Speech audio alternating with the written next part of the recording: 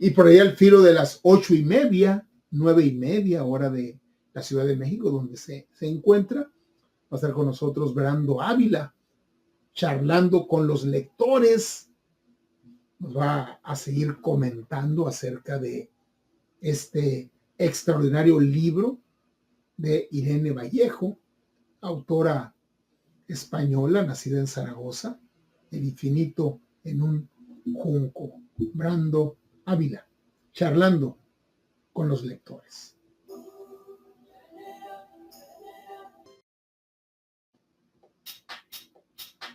Bienestar Miranda, cosmética natural, orgánica, saludable, al servicio de tu belleza, presenta Charlando con los lectores.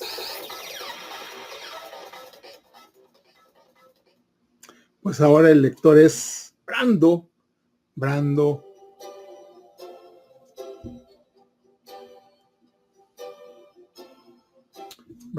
Ávila. Vamos a recibirlo. ¿Cómo estás, Brando? Buenas noches. Buenas noches. Buenas noches, ¿qué tal? ¿Cómo estás? Ahí está. ¿Cómo estás? Bien, bien. ¿Y tú? ¿Qué tal? Bien, también. ¿Qué tal el clima por allá? Te veo muy veraniego. Sí.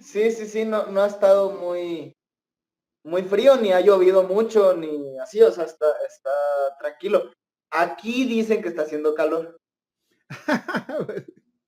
Pues sí, Ya están sacando como ventiladores y, o sea, ya, ¿no? El aire acondicionado y así ya. Fíjate pero que está a gusto, está bien. no, pues sí, para ti va a estar pues primaveral, ¿no? Sí. Sí. Yo más o menos deduje que los 20 grados en la Ciudad de México es similar a los 30 en Hermosillo. ¿Sí? Ya. O sea, en la Ciudad de México, tanto 20 está la gente a gusto, pasa de 20 y empiezan a sentir calor. ¿Sí? Acá en Hermosillo, 30 andamos a gusto. Pasa de 30 y empezamos a son sentir. Cuestiones de las sensaciones, ¿no? Sí. Sí, ¿Qué onda? A ver. ¿Qué onda? ¿Qué nos traes? Seguimos, ¿no? Seguimos, ya no nos queda realmente muy poco. Yo me sigo enfocando en lo que se queda conmigo, ¿no? En lo más importante, y le estoy sacando también como la mayor cantidad de jugo porque está muy interesante y es un tema que más allá del libro nos pudiéramos sentar aquí, hacer un programa de 2 horas a platicar ¿no? de muchas cosas que toca Irene Vallejo, en relación a la literatura y en relación a la creación de los libros y a su propagación y todo esto que hemos estado platicando, pero que también está relacionado con nuestra historia, con nuestra vida, ¿no? O sea, no se puede separar uno del otro, pues, ¿no?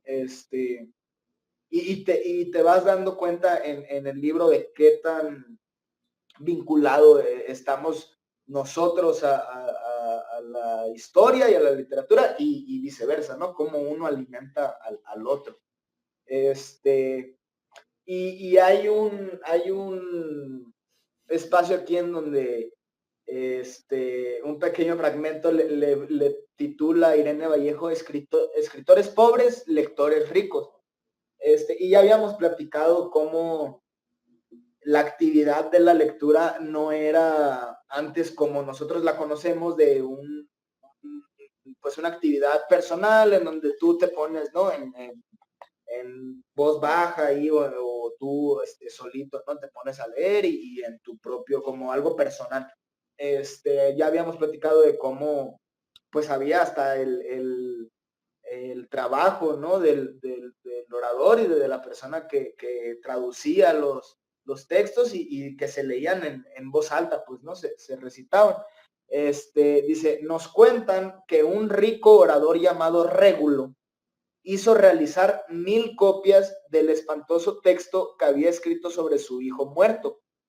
Y las envió a sus conocidos por toda Italia y las provincias. Además, se puso en contacto con varios decuriones de las legiones romanas. pagándoles para que eligiesen entre sus filas a los soldados con mejor voz y organizasen lecturas públicas de la obra, una especie de presentaciones en diversas regiones del imperio. Promocionar y difundir la literatura corría a cargo del escritor, si se lo podía permitir como régulo, o de sus aristocráticos protectores, cuando era un forastero desarrapado, como solía suceder. Entonces, nos explica ahí de que el acceso a los libros para los romanos era una cuestión de contactos y de a quién conocías, y era un círculo cerrado en donde llegaban, ¿no? las mejores, vamos a decirlo así, entre comillas, las mejores obras, ¿no? La literatura antigua nunca llegó a crear un mercado ni una industria como hoy la entendemos. Y el engranaje de circulación libraria siempre funcionó gracias a una combinación de amistades y copistas. Durante la época de las bibliotecas privadas, cuando un individuo rico deseaba un libro antiguo, lo pedía prestado a un amigo, si algún amigo suyo lo tenía, y ordenaba copiarlo a algún empleado. En aquellos tiempos en que no había editoriales, cuando un autor daba su libro por concluido, encargaba un determinado número de copias y empezaba a regalarlas a diestro y siniestro. La suerte de su obra dependía del perímetro y la importancia de su círculo de conocidos, colegas y clientes dispuestos a leerla, por afecto y sobre todo por compromiso. Entonces, no existía pues este rollo que para nosotros ahorita en una industria pues está muy presente, que son como los derechos de autor, ¿no? El copyright y todo esto. Pues no, lo que quería uno precisamente era que copiaran su obra, que se difundiera, que se propagara, ¿no? Esa era como la gran ambición, se puede decir, del autor, ¿no? Más si era un autor que no tenía, que no era rico, que no tenía muchos recursos, pues te valías de tus contactos, ¿no? Y de, como dice aquí, tanto un poco de compromiso como de el poco afecto que te pueden tener y de que se propaguen, ¿no? Había, claro está, personas que deseaban leer un libro recién publicado, pero no conocían personalmente al escritor y por tanto no estaban en sus listas de reparto. En esos casos solo quedaba recurrir a alguien que sí estuviera en el circuito y encargar una copia de su ejemplar. En cuanto el escritor empezaba a distribuir una nueva obra, el libro se consideraba ya del dominio público y cualquiera podía reproducirlo. El verbo latino que hoy traducimos como editar, edere, tenía en realidad un significado más próximo a donación o abandono. Implicaba dejar la obra a su suerte. No existía nada remotamente parecido a los derechos de autor. En toda la cadena de libros solo recibía un pago directo tanto por línea quien realizaba la copia, suponiendo que no fuera un esclavo doméstico, al igual que hoy nos cobran por página cuando hacemos fotocopias. Entonces, esta parte pues se me hizo muy interesante de cómo el objetivo era precisamente pues que se copiara el libro, ¿no? Que se propagara, que no se olvidara, y de cómo era una cuestión de conexiones, ¿no? Entonces, ya hemos dicho, por ejemplo, hemos platicado, y hay muchos ejemplos en el libro, donde hemos platicado de cómo los victoriosos en la guerra, los vencedores, son los que escriben, los que, vamos a decir que todos escriben su parte de la historia, pero los vencedores son los que la platican, ¿no? Y es la versión que se queda. Pero también aquí te vas dando cuenta de cómo no solo los vencedores, sino también los ricos tenían su parte ahí de a lo mejor ellos no escogían de la misma manera el cómo se iba a contar la historia, pero sí eran un filtro sobre qué obra se iba a permanecer y cuál no, ¿no? Entonces, es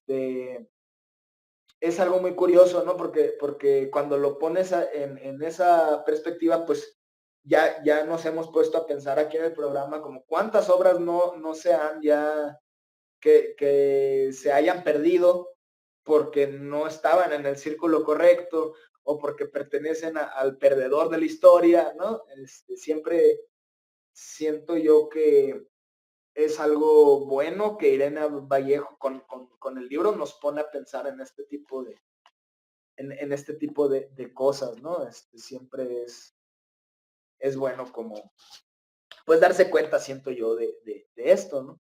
Dice, hay una gran historia casi ignorada detrás de la supervivencia de los clásicos más antiguos.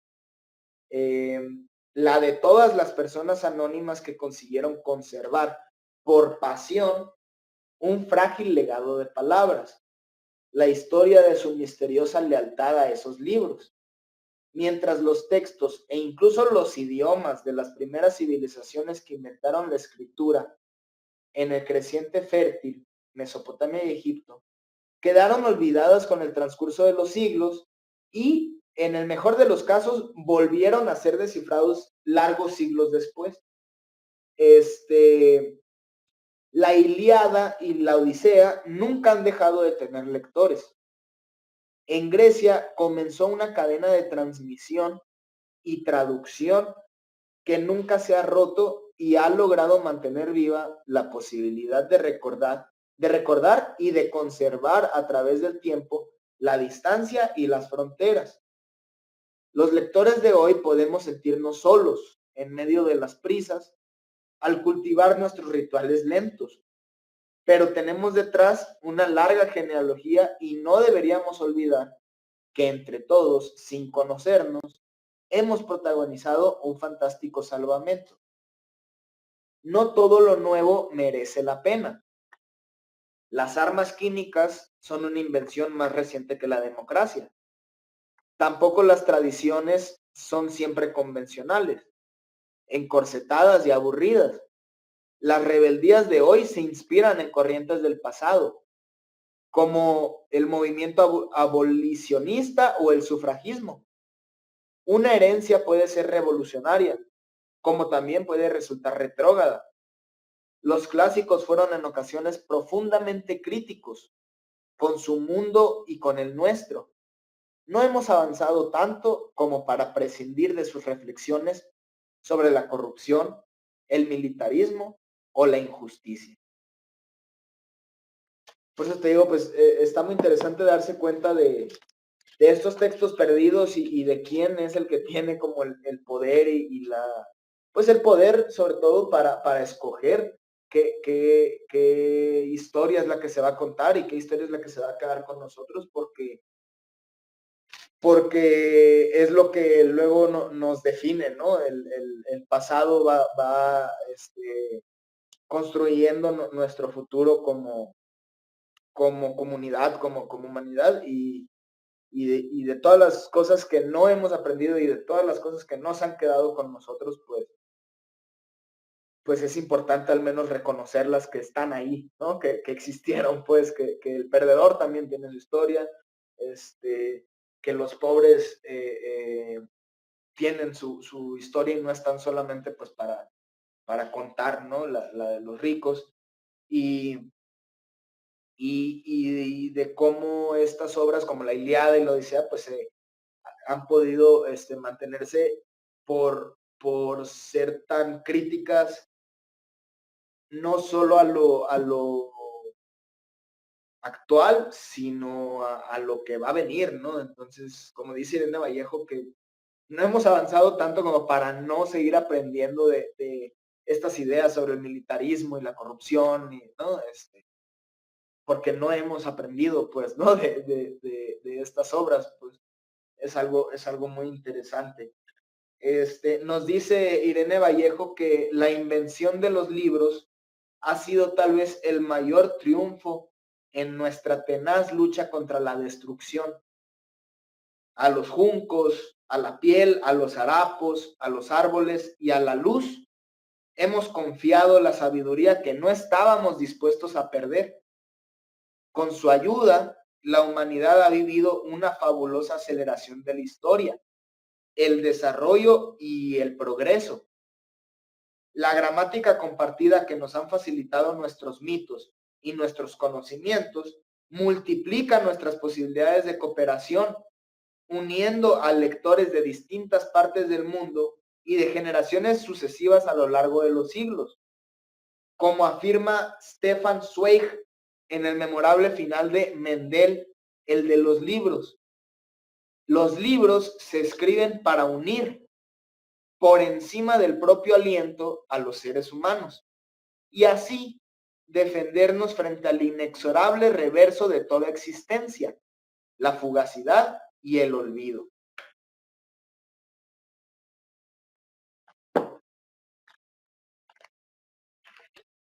Sí, sonido. Ahí está.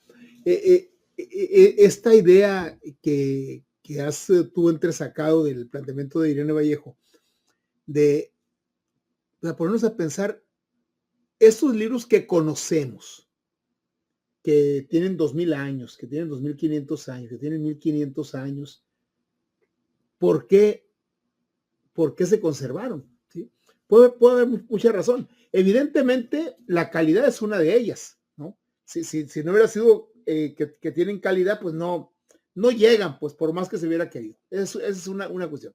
La otra es porque siguen siendo planteamientos que se escribieron en el contexto aquel, pero que sigue siendo válido. Y como dice ella, pues realmente no hemos cambiado gran cosa, ¿sí? Entonces, sí apreciamos los libros que hoy conocemos, la Biblia, la Odisea, la Ilíada, el Cid Campeador, libros de hace 800 años, 1000 años, algunos que fueron protegidos de manera consciente. Por ejemplo, hubo un grupo de esenios, que era una secta hebrea, ¿sí? Que estaban allá en unas cuevas, en unos montes del Mar Muerto, y escribieron su propia Biblia, vamos a decirlo así, ¿no?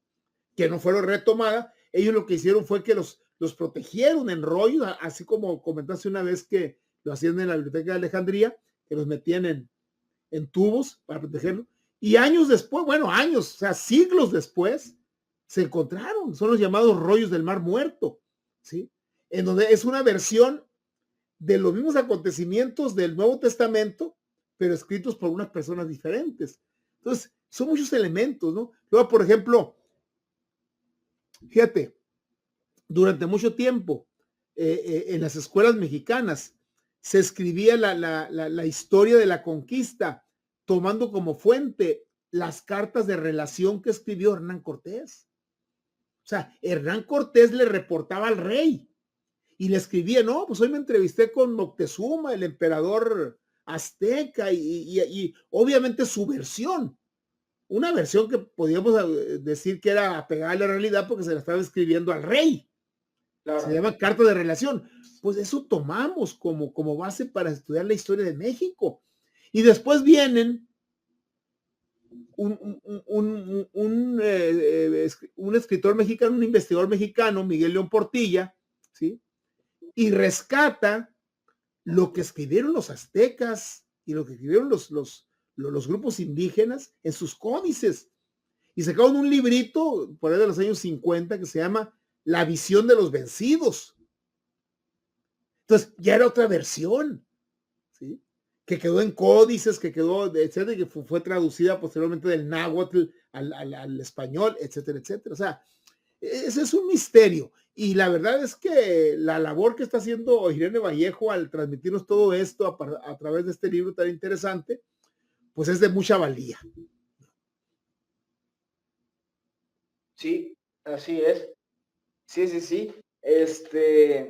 Sí, es de mucha importancia y como dices tú, la calidad siempre va a influir porque hasta ahorita no estuviéramos hablando de este libro si no fuera un material de calidad que Irene Vallejo se tomó pues el tiempo de darle lugar a cada cosa y de la misma manera este libro tiene su lugar porque sí tiene mucho para explotarle, mucho que aprenderle,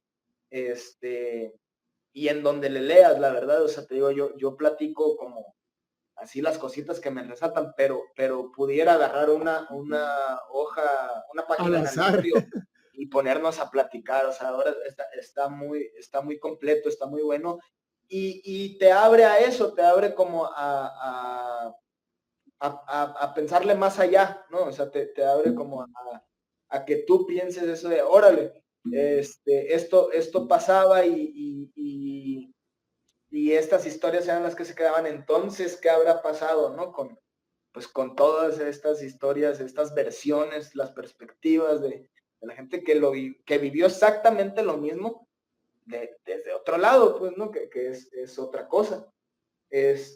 Nos dice Irene Vallejo, ya para ir como cerrando un poco, dice, en diferentes épocas hemos ensayado libros de humo, de piedra, de tierra, de hojas, de juncos, de seda, de piel, de harapos, y ahora de luz, los ordenadores y e-books. Han variado en el tiempo los gestos de abrir y cerrar los libros o de viajar por el texto.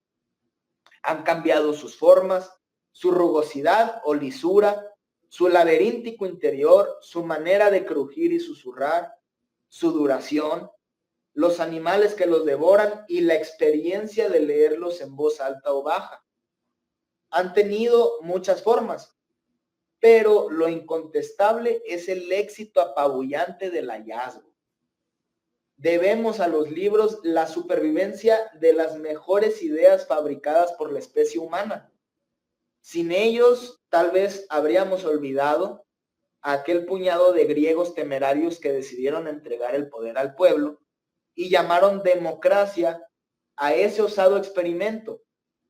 Hubiéramos olvidado a los médicos hipocráticos que crearon el primer código deontológico de la historia, donde se comprometían a cuidar también a los pobres y a los esclavos. Ten en cuenta los medios de tu paciente. En ocasiones debes incluso prestar tus servicios gratuitamente, y si tienes oportunidad de servir a un extranjero que se encuentra en dificultades económicas, préstale plena asistencia. Hubiéramos olvidado a Aristóteles, que fundó una de las más tempranas universidades, y decía a sus alumnos que la diferencia entre el sabio y el ignorante es la misma que entre el vivo y el muerto. A Eratóstenes, que usó el poder del razonamiento para calcular la circunferencia de la Tierra con un margen de error de apenas 80 kilómetros, utilizando tan solo un palo y un camello. O los códigos legales de aquellos locos romanos que un día reconocieron la ciudadanía a todos los habitantes de su enorme imperio. O a ese griego cristiano, Pablo de Tarso, que pronunció quizá el primer discurso igualitario cuando dijo: no hay judío ni griego, ni esclavo ni hombre libre, ni hombre ni mujer. Conocer todos estos precedentes nos ha inspirado ideas tan extravagantes en el reino animal como los derechos humanos, la democracia, la confianza en la ciencia, la sanidad universal, la educación obligatoria, el derecho a un juicio justo y la preocupación social por los débiles. ¿Quiénes seríamos hoy si hubiéramos perdido el recuerdo de todos esos hallazgos, igual que olvidamos durante siglos las lenguas y los saberes de las civilizaciones egipcia y mesopotámica? El escritor Elías Canetti, búlgaro, sefardí de lengua alemana con apellido español, sus antepasados paternos cambiaron Cañete por Canetti, respondió: si cada época perdiese el contacto con las anteriores, si cada siglo cortase el cordón umbilical, solo podríamos construir una fábula sin porvenir, sería la asfixia. No pretendo omitir las zonas de sombra de esta historia. La palabra cooperación tiene un halo benéfico y altruista que en ocasiones puede encubrir realidades oscuras. A menudo las redes de colaboración sirven también para explotar y oprimir al prójimo. Muchas sociedades se han organizado para garantizar la continuidad del sistema esclavista, y los nazis para orquestar la solución final. Los libros también pueden ser vehículo de ideas dañinas. Platón, que creía en la reencarnación, inventó un mito para explicar la existencia del sexo femenino.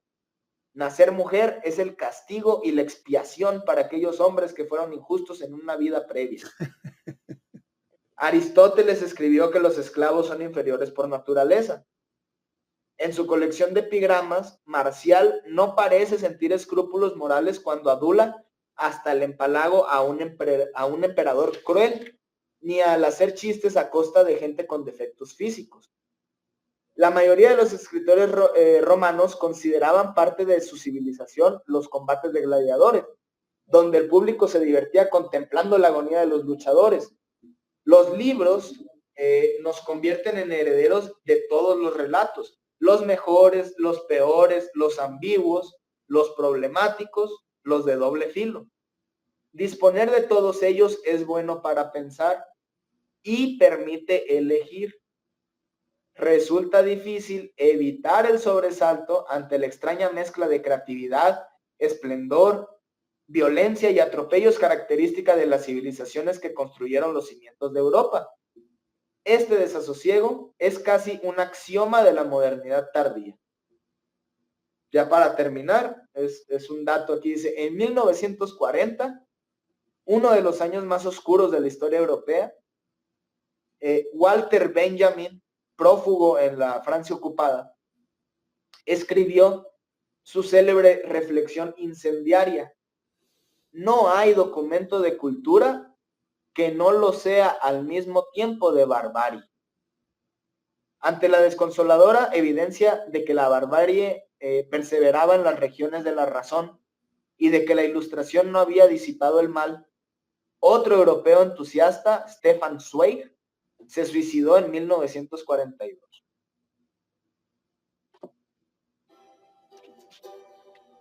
Tomamos nuestro separador. Fíjate, el mismo Walter Benjamin se suicidó.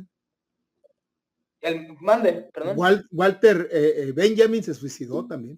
También. Sí, ellos estaban huyendo del nazismo y le plantearon a él una forma de salir de Europa e ir a Estados Unidos. Y prefirió suicidarse antes que salir. Órale. Sí. En fin, pues ahí Irene Vallejo presenta pues todo lo que es la variedad del pensamiento humano. Ahí mencionaste prácticamente toda la gama. Así es, no, hay más, supongo, pero en aspectos generales es eso y tenemos todo eso a nuestro alcance y gracias a eso tenemos la opción de elegir, ¿no? Eso creo que es lo importante. Así es. Qué interesante tema de reflexión, dice Liliana Miranda. Gracias, Brando. Gracias. Muchas gracias, Brando. A ti, nos vemos pronto. Nos vemos pronto. Gracias.